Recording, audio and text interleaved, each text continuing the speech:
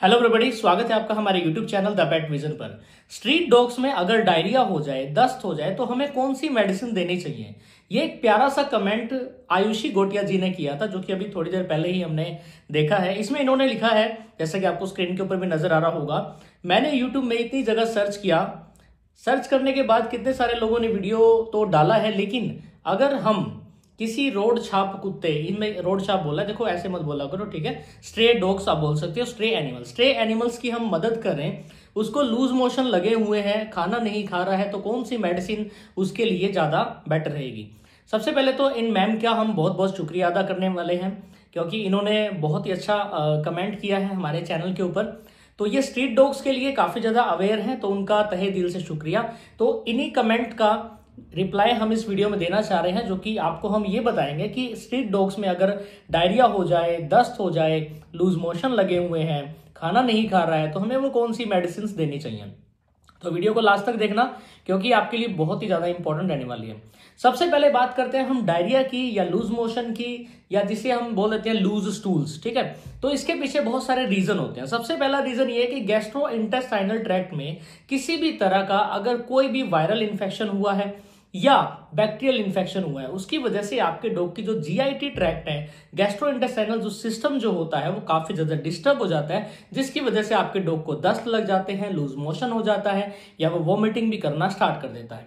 लेकिन हमें बहुत सारी चीजें डायग्नोसिस करनी पड़ती हैं, तो इसलिए हम सबसे पहले आपको यही रिकमेंडेशन देते हैं कि अगर आपको ऐसा लग रहा है कि आपके पास एक डोमेस्टिक डॉग है, आपका खुद का डॉग है, या एक गली का डॉग ही क्यों ना हो, उसको लूज मोशन लग गए हैं, वॉमिटिंग हो गया है, तो हमें उसको एक नजदीकी नियर बाय वेट के पास जरूर लेके जाना है, ताकि उसका अच्छे से प्रॉपर डायग्नोसिस हो सके।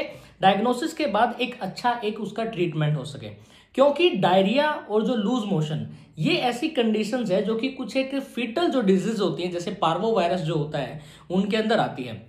अगर आपने पार्वो वायरस का इलाज अच्छे से करवाया है तो आपके डॉग की जान बच जाएगी।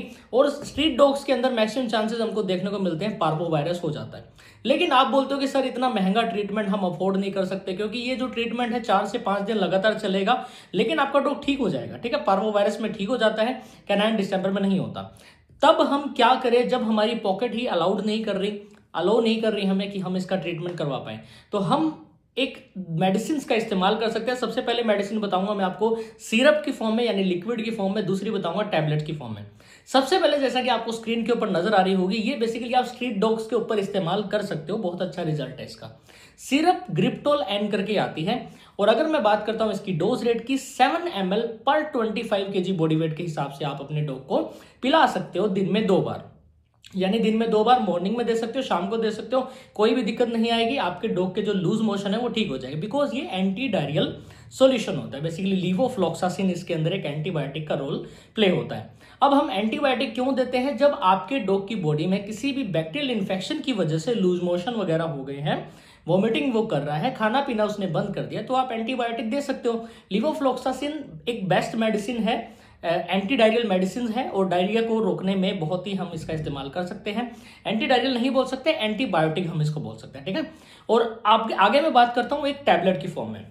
देखिए गाइस, कुछ लोग बोलते हैं कि अब वो स्ट्रीट डॉग है, स्ट्रीट डॉग तो सिर्फ पीते ही नहीं है, तो उनके लिए हम टैबलेट भी लेके आए हैं। एक टैबलेट आते हैं जिसका नाम है मेट्रोजोल करके, मेट्रोजोल भी बोल सकते हो इसको आप, या हम इसका साल्ट के बारे में बात करें तो मेट्रोनिडाजोल करके इसके अंदर साल्ट होता है, 250 mg बेसिकली इसकी जो कंसेंट्रेशन रहती है। अब मैं बात करता हूं इसकी डोज रेट की। वैसे तो इसकी डोज रेट रहती है 5 mg पर पाउंड के हिसाब से, लेकिन हम बात करते हैं इसको 1 kg के हिसाब से। तो 1 kg के हिसाब से हम इसको 10 mg लेके चलेंगे, कि 10 mg आप पर kg बॉडी वेट के हिसाब से दे सकते हो। लेकिन ये जो टैबलेट है वो 250 mg है। जब हम इसकी डोज रेट को कैलकुलेट करेंगे तो 0.8 to 1, बेसिकली 1 के आसपास आपको ये देखने को मिलेगी mg, ठीक है। 1 ग्राम भी हो सकती है ये। तो हमें ये कितनी देनी है, आपको मैं सिंपली लैंग्वेज में बताता हूं कि 10 kg बॉडी वेट पे आप अपने डॉग को एक एक टैबलेट दे सकते हो सुबह शाम। लेकिन एग्जैक्ट जो डोज इसकी निकल के आती है वो 0.8 टैबलेट निकल के आते हैं। 0.8 मतलब थोड़ी सी कम, थोड़ा सा वेट आप मेजर करोगे ना, तो देखो इतना हम मेजर नहीं कर सकते, लेकिन आप एक आइडिया के हिसाब से 0.8 मॉर्निंग में, 0.8 इवनिंग में, इसको दिन में 2 बार अपने डॉग को दे सकते हो। इससे भी आपके जो डॉग के जो दस्त है, जो डॉग को जो लूज मोशन लगा है, वॉमिटिंग हुई है, जीआईटी ट्रैक्ट में इन्फेक्शन हुआ है, उसकी रिकवरी में बहुत ज़्यादा मदद करने वाली है ये वाली टैबलेट। तो पहली टैबलेट ग्रिप्टोल सिरप थी, सिरप की फॉर्म में।